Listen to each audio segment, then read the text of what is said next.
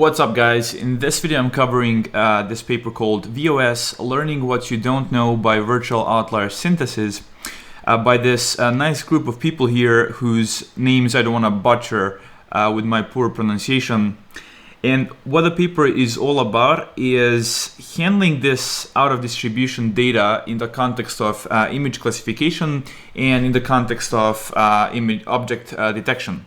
So here we can see on this left hand side image, basically we see a moose being detected and then labeled as a pedestrian with high confidence.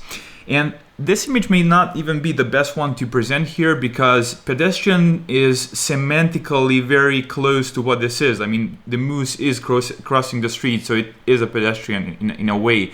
But you get a point, like here it could have been mislabeled as like a truck or whatnot. And that would be very bad, especially if the model is very confident about that. So why this happens is because these models are trained on certain ID data, so the in-distribution data sets.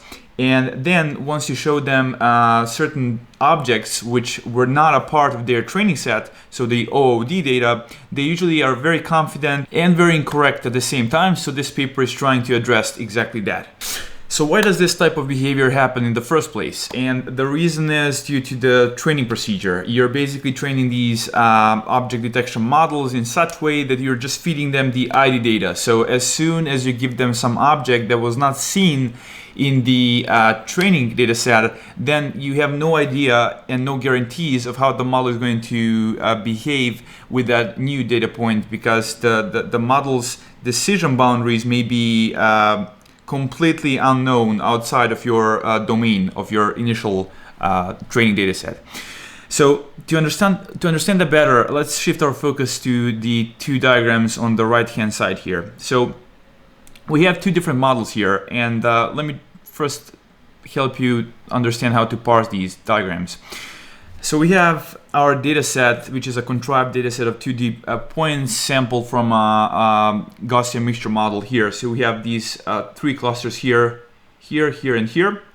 And the model is trained to predict whether the data is in distribution or out of distribution. And you can see this color bar on the right-hand side. So if it's very red, that means model is fairly certain that data point is in ID data indeed. And if the color is like very deep blue, then basically it thinks that it's OOD data, so out of distribution data. And here you can see that this landscape, these decision boundaries are quite bad, because if we were to take, and let me change the color to something that's not blue or red here, let's say green. So if we were to take a data point here, this model, however it was trained, would say that this data point is most certainly ID. So that means in distribution, which obviously doesn't make any sense. As you can see here, as a human looking at this, it's very far off from all of these three clusters and doesn't make any sense. On the other hand, the model arbitrarily decided that these data points here are OOD. So that's a behavior that's not desired. And then on the right hand side here, we can see the VOS, so that's the model that was proposed in this paper. We can see a much nicer behavior because we have that model is predicting that the nearby data points here are actually very likely to be ID. And then that's slowly dropping as we're radially going outwards from the clusters. You can see that it goes towards the white color, which means it's becoming less and less certain. It's becoming more and more certain that the data point is OOD data point. And so we can see that these data points here are clearly marked as OOD. And that's a type of behavior we want to enforce. So now we can all agree that this is the behavior we want to see. This is the type of decision boundaries we want to see in the models, but how do we enforce such decision boundaries? And that's what I'm going to explain you next up. I'm going to focus a lot on the method in this paper and just briefly show you the results a bit later. So let's focus on this high-level diagram here. So I mentioned that this paper works in the context of image detection, object detection, and image classification. For the sake of argument and for the sake of this method, it doesn't even matter. We can focus on image classification because it's even simpler, or we can just do object detection. It doesn't matter both ways. So you can see here the pipeline looks the following. You feed an image into some backbone network, which is usually, I guess, either like a CNN or some type of a transformer, like vision transformer, or some hybrid or whatnot. So that's less important for the sake of this paper. And we have this proposal generator, which generates some bounding boxes. And the main point here is we somehow take our input images, our input data points, which they denote as X. So let me just change the color. So they denote those as X, and they feed also the bounding box here. And they somehow form these embeddings that they denote as H. And if you take images from various different classes, so let's say we have, let me zoom in a bit here. So let's say we have some class like that's blue circle class, whatever that means. And then we take some images that are like yellow square, and we basically feed all of those. So we take a bunch of images that belong to the blue circle class, we feed them through this like basically backbone networks, and we can see that they tend to cluster together here. Now that will obviously not happen initially, as the network is highly random, but like they actually start doing this process a bit later throughout the training. Initially they just use these losses for the classification and for the basically location or the bounding box loss here, and only later do they include the most important component and the most important contribution of this paper, and that's this uncertainty loss here. But I'll get to those details in a bit later. Now let's just keep it high level. So for the time being, let's assume that the embedding vectors are indeed clustered. So basically for a particular class, the embedding vectors are going to be clustered roughly together in the same part of the space. The main idea is to form these class conditional Gaussians. So these here, using the embedding vectors here. So you can imagine calculating a mean vector for this cluster and basically a covariance matrix, and then using those two matrices to model like a Gaussian. And what this distribution tells you is whether a certain embedding is likely to belong to that class. So if you fit it, as you can see here on the image, like this, then this model is fairly certain then that if we were to take this point here, it's highly unlikely that this data point here belongs to this class here. So they form the same types of class conditional Gaussians for all of the classes. So you can see here for the yellow squares, they form a Gaussian. For the blue circles, they form a Gaussian as well. And now the cool thing is, you can, in this feature space, you can start sampling the outliers. Because by definition, we know that the ID data for this class lies somewhere in this radius here.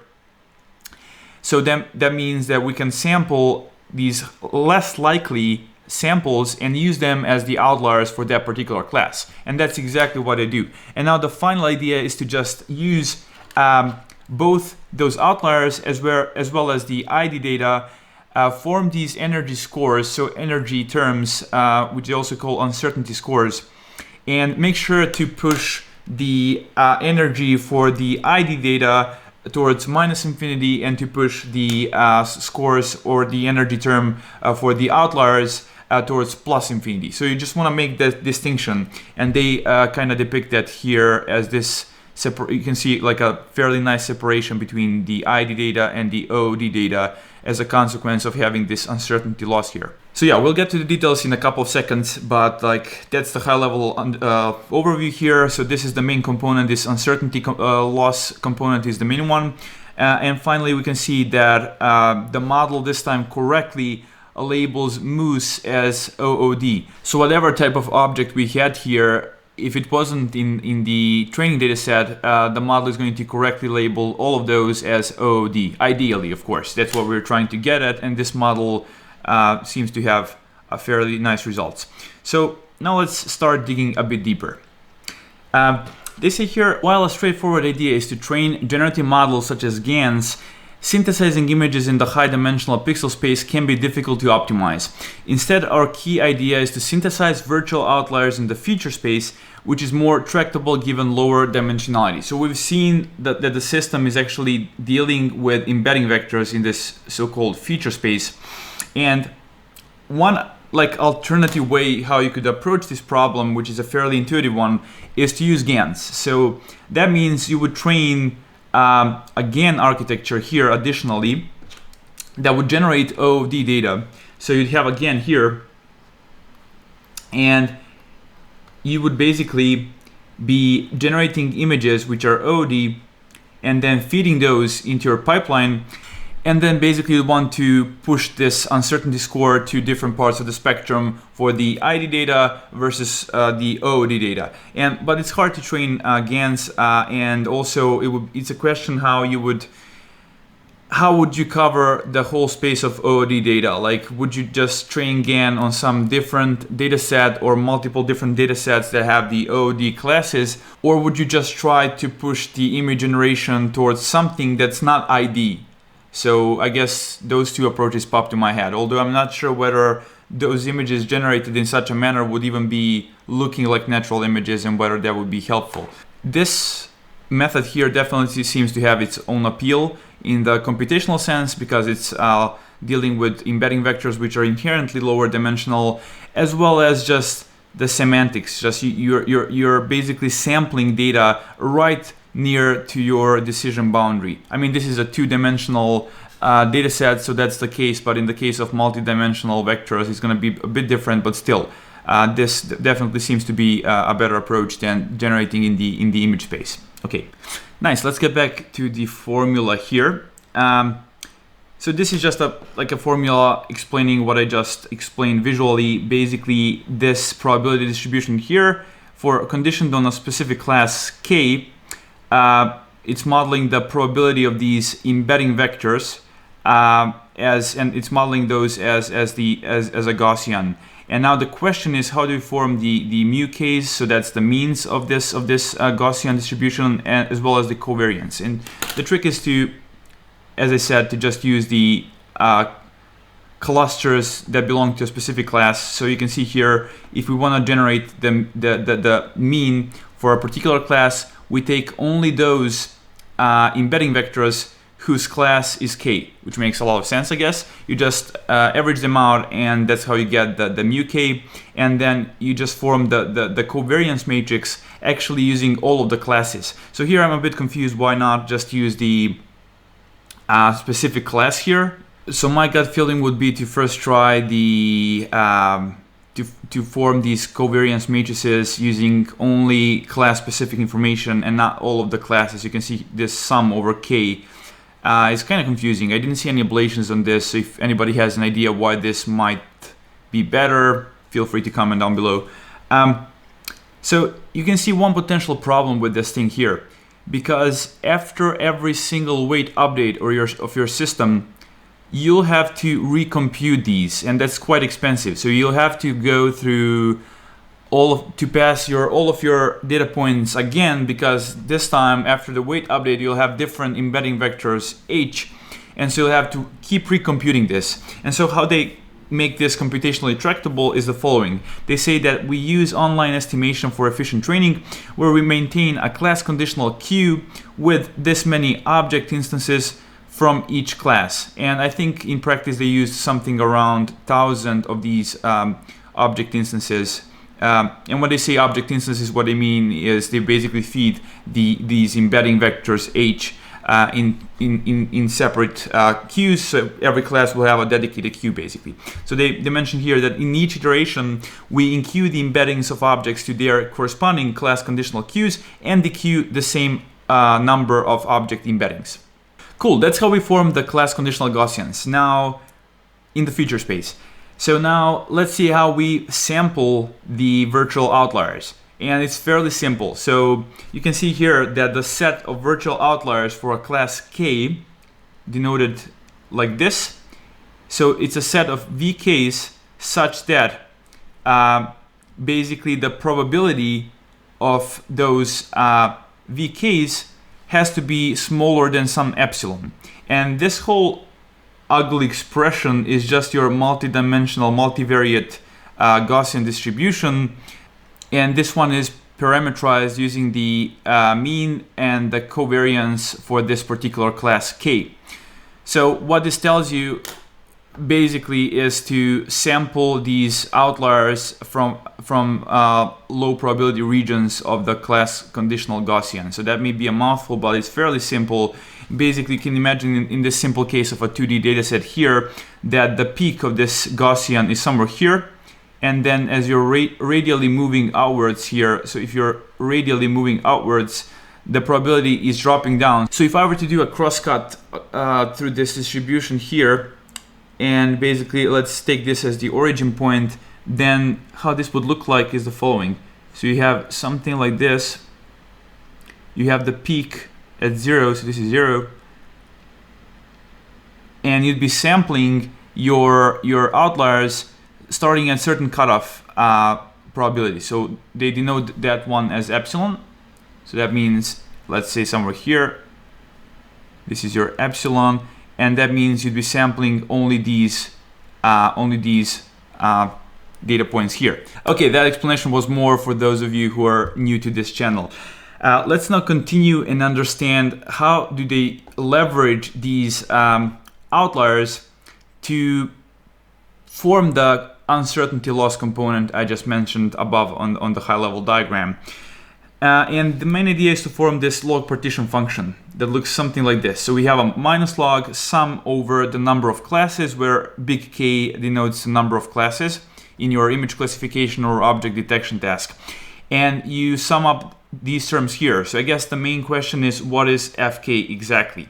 And what Fk is just a logit. So it's basically, you just take the embedding vector, so Hk, you take that one and you linearly project that to the logit. So you basically have a linear layer here, and as the output you have the logits. So this here, the length of this vector is big K, which is the number of classes. So this is just your dense or feed forward layer, and that's how you form the FKs. And now they're going to make sure that E for ID data goes to minus infinity, and that E for OOD data goes to plus infinity, and thus that's going to force these logits to have a different distribution depending whether you're ID or OOD data point. And that's a high-level intuitive idea why this works. So let's see this formula here. So here's the uncertainty component I was mentioning. So you can see how it's constructed here. So we have these index. This is known as an index function. So basically, when this expression here is true, so when this is true, then this equals 1. Otherwise, it equals 0. So that means you want to make sure that this is like false almost all of the time, and you also want to make sure that this is false almost all of the time. Because that way you're going to minimize the uncertainty loss component. So your goal is to minimize this. And in order to minimize this, you want to make sure that the energy component for the outliers goes towards minus infinity, and you want to make sure that the energy component for the ID data goes to plus infinity, which is completely the opposite as what I've just mentioned a couple of seconds ago, because I think there is a error in this formula. I think the signs here should be switched. So this should be like smaller than, and this should be greater or equal than. I don't want to confuse you here. The whole point is to make sure that the energy terms go to opposite parts of the spectrum. Whether the ID data goes to minus infinity or to plus infinity does not matter, as long as the OOD data goes to the opposite part of the spectrum, basically. But I'm fairly sure this is a mistake here. Somebody may correct me if I'm wrong here. Okay, so that was an intuitive explanation. You obviously want to include expectations here. So you have expectation over the data distribution here. You have an expectation over the virtual outlier distribution here. And you're trying to minimize this whole component, this whole sum here. Now, we don't know how to optimize index function. And so what they've done is they did a smooth approximation of this index function. They also call it 0/1 loss. using the binary sigmoid loss. So here is the exact same formula, just a realistic implementation. And you can notice a couple of things here. So first off, if you were to just replace this with x, so this term here with x, this is your familiar sigmoid function. So let's just do a simple limit analysis here. So if e was to go to minus infinity, then both of these terms would go to plus infinity, and so this term, the numerator over denominator, is going to converge in the limit, is going to go to 1.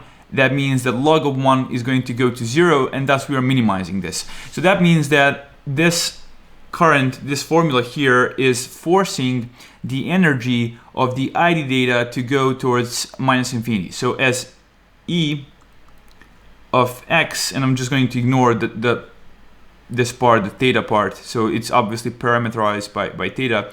So if e goes to minus infinity, then that implies that the loss goes to 0, at least for this term here.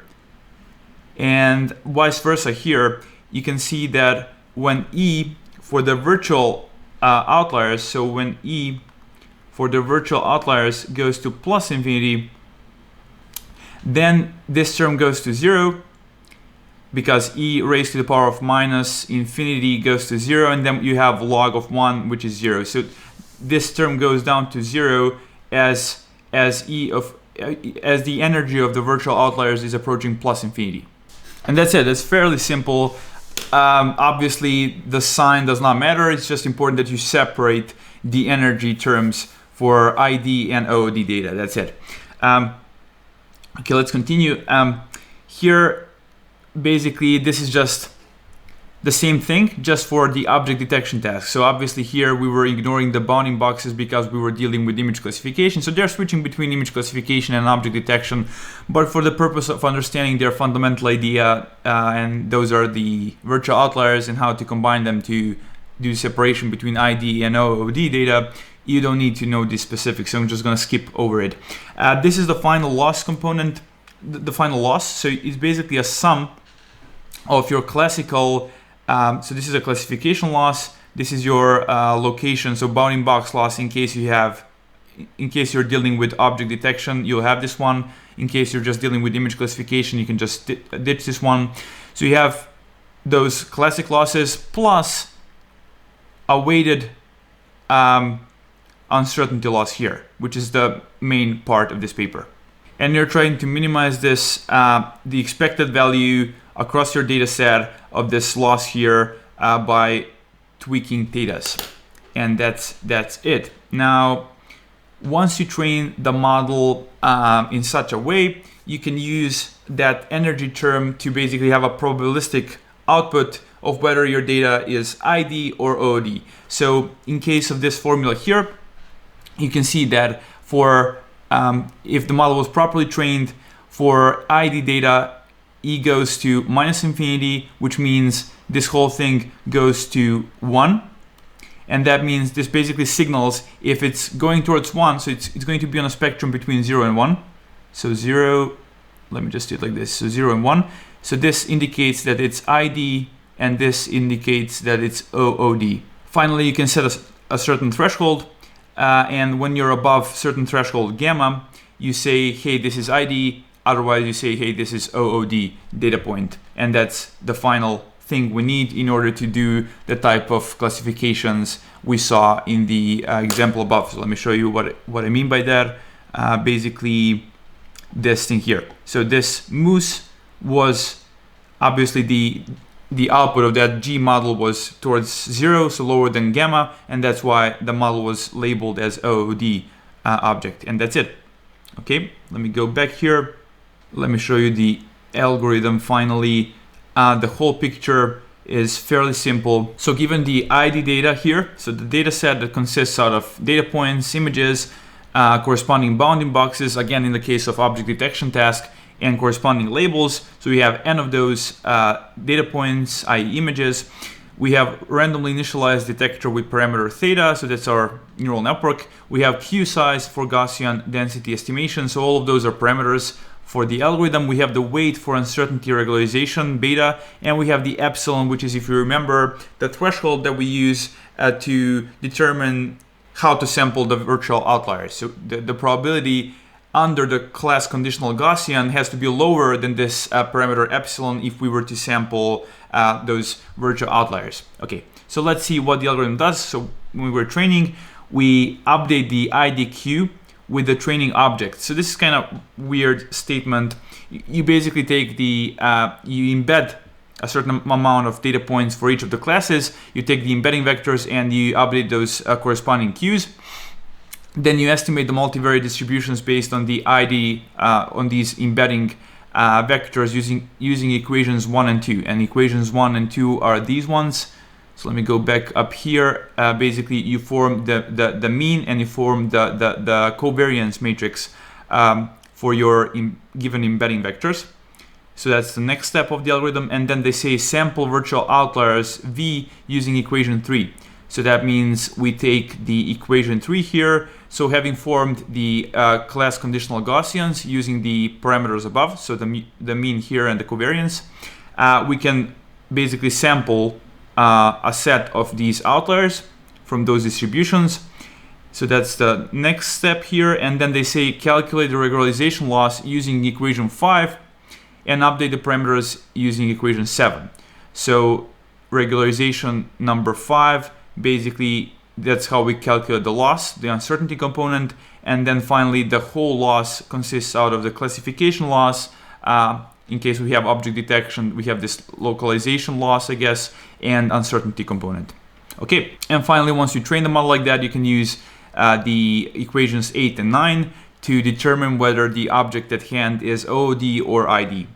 And that's pretty much it. There was, I'm aware there was a lot of nitty-gritty details. Now let me show you the results. So first thing to keep in mind is that they are only comparing against methods that are not using external outlier datasets. If you do have external outlier dataset, those models, those methods tend to perform better, and they did have some results comparing against those methods, and they are a bit worse. Now the problem with those data sets is they are usually very expensive. Depends on your domain of application. They're going to be more or less expensive to acquire. So having methods such as this one, where you don't need any additional data set, you just need your ID, and then you have this clever way of sampling the virtual outliers in the feature space, and this just works very nicely. Compared to other baselines here, you can see that across all of these metrics, it outperforms the previous methods. But again, keep in mind, they're not comparing. I think they even say it here. Yeah, they say it here. All baseline methods are based on a model trained on ID data only. That's the important part here. Okay, cool. Now, one thing worth thinking about is the following.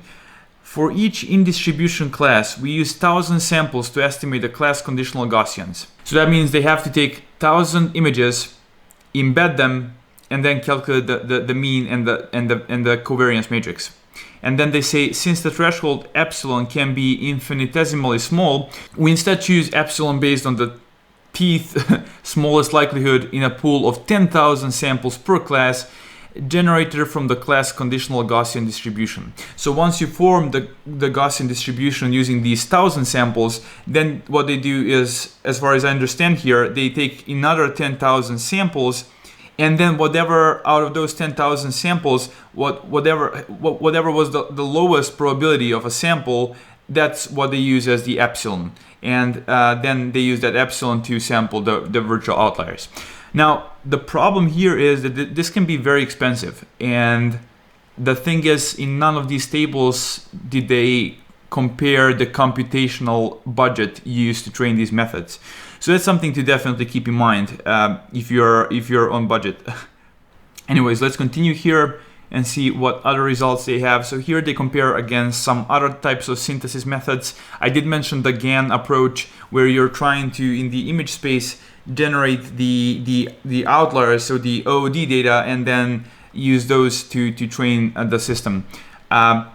They also compare against these negative proposal methods, etc., and they again show like superior results there. Okay, let's continue. Yeah, they do all of these ablations, like having k+1 classes instead of k classes. So basically this +1 is where the training happens. So they use that +1 class as a detector of whether the data, whether the embedding vector is belongs to ID data or to OOD data. That's the trick there. Okay, let me just show you the visualizations and we are pretty much done. On the top here you can see faster RCNN, and on the bottom you can see VOS, and you can see that VOS successfully detects that the bed here and some other objects are OOD, whereas the faster RCNN fails completely and it's confident in the prediction. So it's confident that the bet here is car with 97% certainty. That's weird. Cool. Let me just show you one single detail here in the appendix, if I can find it, and that's this part here. So they say that importantly, we show that uncertainty or regularization should be added in the middle of the training. If it is added too early, the feature space is not sufficiently discriminative for Gaussian distribution estimation. And that's something I mentioned in the beginning of the video. Basically, initially you're just training for the you're just minimizing the classification loss, the object detection loss if you're doing object detection, and only later during the training when basically the feature space becomes sufficiently discriminative, i.e. the embedding vectors from the same class tend to cluster together, only then can you start using this method, and then it works. In any case, hopefully you liked this video. If you did, consider subscribing. Leave a comment down below if you have anything to ask or any feedback. In any case, until next time, bye bye.